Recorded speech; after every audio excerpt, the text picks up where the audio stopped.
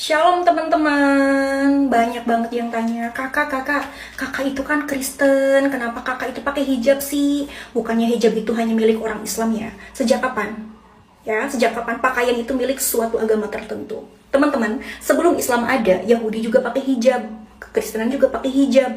Jadi pakaian itu bukan milik agama tertentu. Dan Tuhan kita itu Tuhan yang kasih, selalu memberikan free will kepada kita.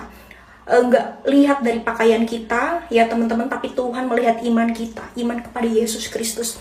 Pada Efesus pasal 2 ayat 8-9, sebab karena kasih karunia kamu diselamatkan oleh iman, itu bukan hasil usahamu, tetapi pemberian Allah, itu bukan hasil pekerjaanmu, jangan ada orang yang bermegah diri. Jadi Tuhan kita itu tidak pernah melihat atribut-atribut kita, pakaian kita syar'i dan lain sebagainya, tapi Tuhan melihat hati. Ada hukum, yang pertama ialah kasihilah Tuhan Allahmu, yang kedua kasihilah sesamamu. Nah itu yang Tuhan teguhkan kepada kita. Jika kita mengasihi Tuhan Allah, artinya kita menjauhi setiap larangannya. Jika kita mengasihi sesama, ya apalagi mengampuni musuh, Tuhan juga akan mengampuni kita. Itulah hukum yang lebih penting dari apapun. Jadi bukan pakaian, ya. Orang Kristen mau pakai hijab atau enggak pun enggak masalah. Tuhan itu melihat hati kita dan iman kita, teman-teman.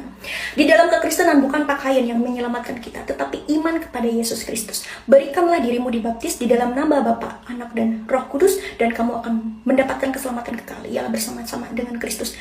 Tokoh manapun gak ada yang berani berkata, akulah jalan dan kebenaran dan hidup. Tokoh manapun gak ada yang berani berkata, aku akan pergi ke situ menyediakan tempat bagimu, supaya di mana aku berada, kamu pun berada.